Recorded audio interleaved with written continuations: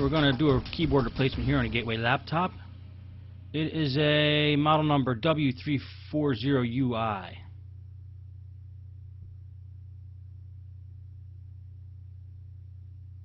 can see a couple keys are missing here.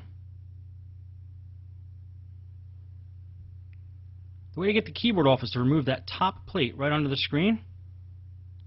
What I do is take a flathead screwdriver, I pry it off right at the hinges, but a smart thing to do first is, well, of course, take the battery out, and then check to see if there's any screws on the underside of the computer holding in that plate.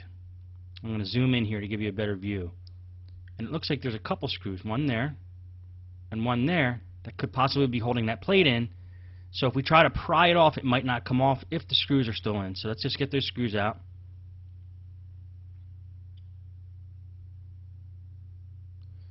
And then there's two more screws that could possibly be holding that plate in.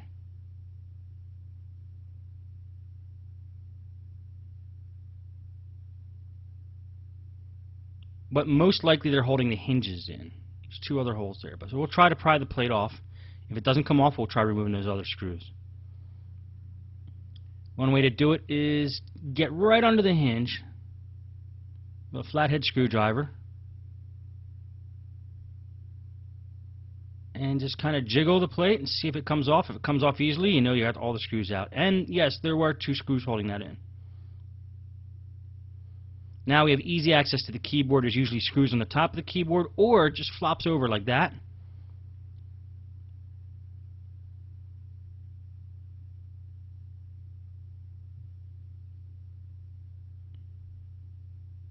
I'm going to show you a close-up here of the actual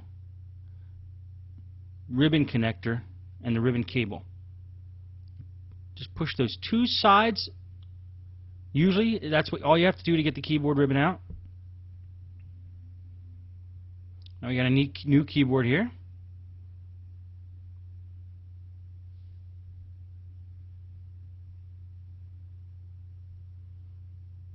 And you push the ribbon back in. The new keyboard. Sometimes it's easier to do it while the keyboard's laying flat like that. Whatever's easiest. Those cables are not very long usually. I'm going to zoom back in here.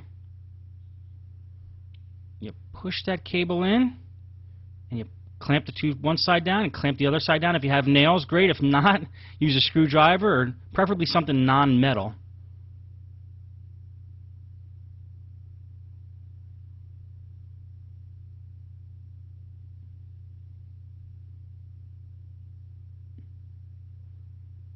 And push the keyboard back down flush. If there's no screws holding it in, then just replace the plate and the plate will hold it down.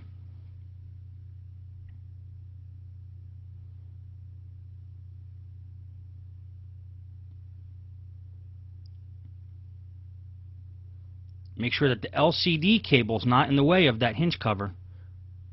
Make sure it fits over it just the way you got it off. Sometimes it could be a little tough getting these plates back on just perfectly, but they should snap in exactly the way they snapped off. Just make sure those cables are okay, not in the way.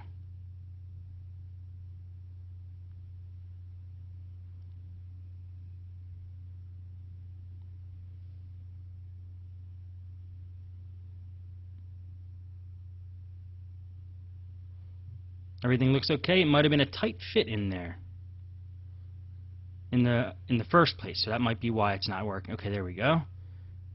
Went on smooth.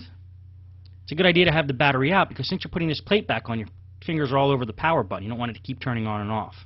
Make sure it's flush and level. Then we're going to flip it around, put two screws back in. And that's how easy keyboard replacement is. Keyboards are very easy.